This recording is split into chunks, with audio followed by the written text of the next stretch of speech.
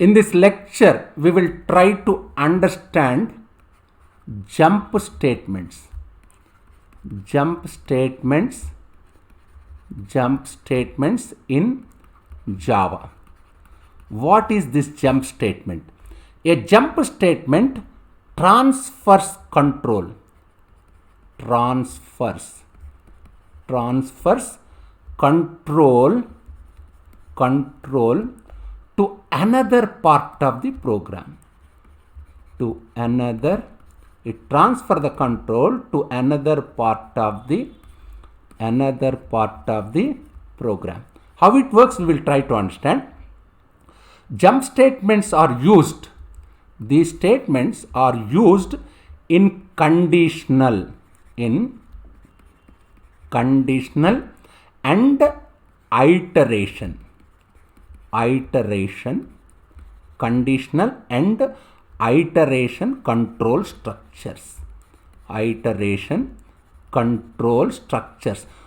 will discuss about conditional control structures in Java language in my next lecture. I will discuss this concept in my next lecture. I already discussed this iteration control structures in my previous lecture. What are those iteration control structures? While is an iteration control structure. Do while is an iteration control structure. For is an iteration control structure. Therefore, these jump statements can be used in while, in do while, in for. Even you can make use in conditional control structures. Of course, I will discuss these conditional control structures in my next lecture. What is the purpose of these jump statements? They transfer the control to another part of the program. How it works, we will try to understand with very simple program. Just see this program. Just let me say like this. Yes, what is this program? Just observe carefully. What is my class name here? Let me say like this. My class name is break demo. Of course, there are two words, break and demo. I am keeping first word, first letter, capital letter, second word, first letter. Capital letter means I am following naming convention. As I told you, if you are interested, you can follow naming convention. Otherwise also it's okay. Yes, public static void main string square bracket. Yes, this is for loop, which we discussed in my previous lecture. As I told you, this break is a jump statement. This is one jump. This one is jump statement. You can find this break in your C or C++ program also. In initial introduction itself, we were saying that this jump statements can be used in for, this jump statement can be used in while, this jump statement can be used in do while. You can make use this jump statement in all iterative control structures. Of course, you can make use this in conditional control structures also. As I told you, we will discuss conditional control structures in my next lecture. Just let me proceed. As I told you, what is this? Let me write I equal to 0. 0 less than 10. Is it correct? Yes, it's correct. Then where will I go? What is my loop? What is the body of the loop? Just observe. This is for body. This is beginning of your for loop. This is ending of the for loop.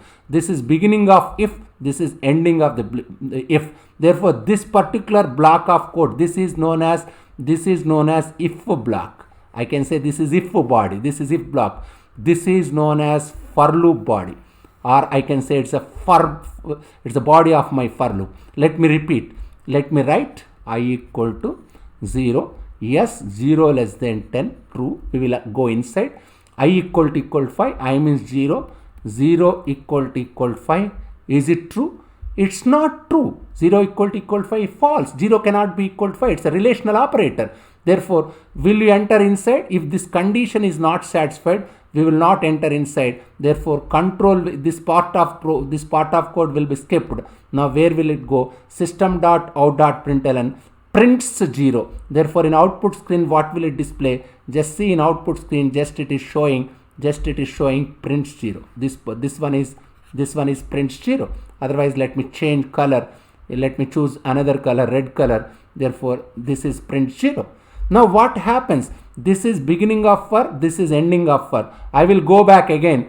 Previous value of I is 0. Now I plus plus means I becomes 1. 1 less than 10 correct.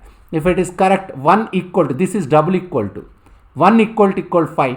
False. If this condition is false, this will be skipped. This part will not get executed. Therefore, you will come here, prints 1. Therefore, this particular prints. Previously, it's printed 0. Now, it's prints 1. Now, again, I will go back, I plus plus. Now, previous value of I is 1. Now, I becomes 2. 2 less than 10. Correct. I equal to 2 equal to 5. 2 equal to 5. False. Therefore, you will not enter inside if. Therefore, prints 2. Therefore, prints 2. Again, I will go back, I plus plus, my I value is 3, 3 less than 10, correct, 3 equal to 5, false, therefore I will not enter inside, prints 3, therefore it's prints 3. Again, I will go back, this is end of for loop, this is beginning of for loop, I plus plus, now I becomes 4, 4 less than 10, correct, 4 equal to 5, 4 equal to 5 means false, therefore it's prints 4. Again, I will go back, I plus plus, previous value of I is 4, now I becomes 5. 5 less than 10, correct, it's 5 less than 10. Now just see, this is I equal to 5, 5 double equal to 5, true, 5 equal to 5 true. If it is true, you will enter inside this particular block, if block, this break will get executed. Break means it breaks. What will it do now? It breaks. Which one will it breaks? It breaks the loop. It breaks the loop. It breaks the iteration statement in which it resides. It breaks the loop. It breaks the loop in which it resides. In which it resides. Otherwise, in which it exists. Otherwise, in which it will exist. This break is available in this particular for loop. Therefore, this for loop will be breaked. Always understand this break is associated with if. This break is associated with if. When will it break? If something happened, I must break. Here, what's the condition? If I equal to 5, it must be breaked. Which one must be break? Your loop must be breaked. If I keep this break in for loop, that for loop will be breaked. If I keep this break in while loop, that while loop will be breaked. If I keep this one in do while loop, that will be breaked. There is something like switch statement. I will discuss in my next lecture. If I keep in switch, in switch there is something like case. That case will be breaked. That I will discuss anyway in next lecture. Just time being understand. Break means it will break the loop in which it exists. Therefore, this break is existing in this for loop. As this condition is satisfied, this loop is breaked. Of course, it has got so many applications. Just see what is output till prints 4. It is not printing 5. Why it's not printing? Actually, if you don't keep this break, it will execute. If I don't keep this particular part, if I don't keep this one, which it will get execute till 0 to 9, prints 0, prints 1, till prints 9 it will print. But whenever I reaches 5, I'm breaking. Break means which one will break, which one will it break? It will break this for loop. That's the idea behind it. Of course, it has got so many applications. There is something, you might have learned something like linear search. In linear search, you might have used this particular break statement. Don't bother about those applications. I will discuss where one can apply this break so that you can understand. Maybe this may not be the appropriate time. This may not be the actual time. This may not be the correct time to discuss the real application of break. Just understand here. Just understand how it works. Here you must understand. Of course, if I speak strictly, I can, in entry point of view, this break can be used an alternative for go to. There are so many concepts. I don't want to mix all those things. Let me say in simple manner, this break breaks the loop in which it exists. Here, that may be in for loop, that may be in while loop, that may be in do while. In next lecture, I will discuss about switch. If I keep in switch case, that particular case will be breaked. Just time being, just understand, in whichever loop I keep this break, that particular loop will be breaked. That's why whenever this I reaches 5 equal to 5, break means this particular for loop is break. That's why we printed output only till it reaches prints 4. That one must understand. Anyway, we will see. Let me continue my discussion. There is another jump statement. One must understand the difference between break and continue. This is another jump statement in our Java programming language. What is this continue? We will try to understand how it works, where one can find applications of continue. It has got so many applications. I can say the continue statement, let me write the continue statement, this you must understand, skips, this word is important, skips the I can say skips the current iteration, of what, of whom, of what, current iteration of for, current iteration of while, current iteration of do while. In whichever loop I keep, that will skip the current iteration. This is important. I will repeat. The continue statement skips the current iteration of for, while or do while loops.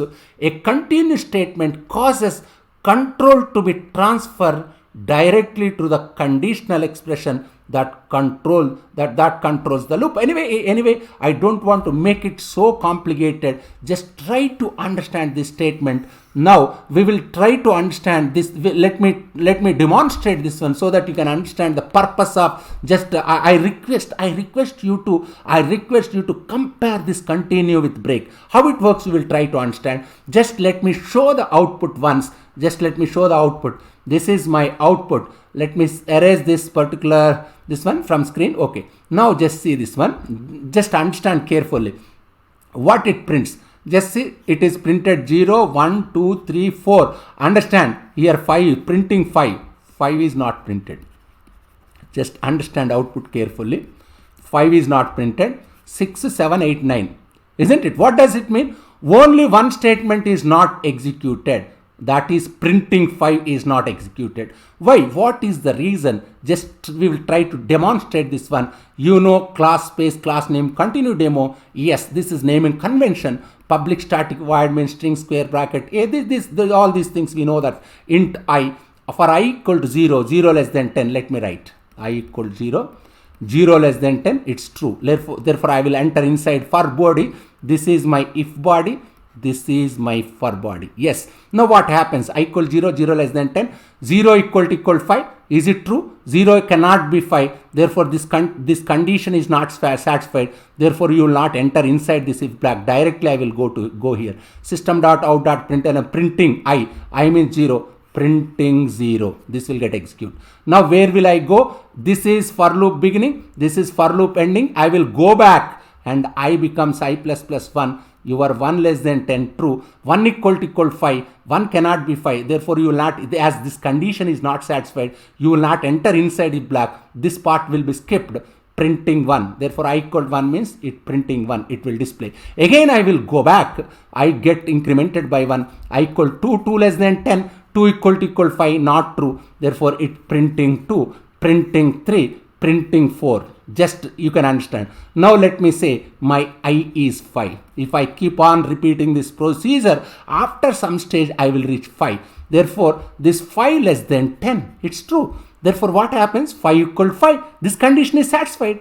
5 equal 5. This condition is satisfied. Now I will enter inside. Just understand. Continue. This will continue. What will it continue? It will continue. Which one will it continue? It will continue the for loop. How will it continue? By skipping rest of the loop, remaining part of the loop. What is the, or by skipping the following part of the loop. Which one is following part of the loop? This is the following part of the loop.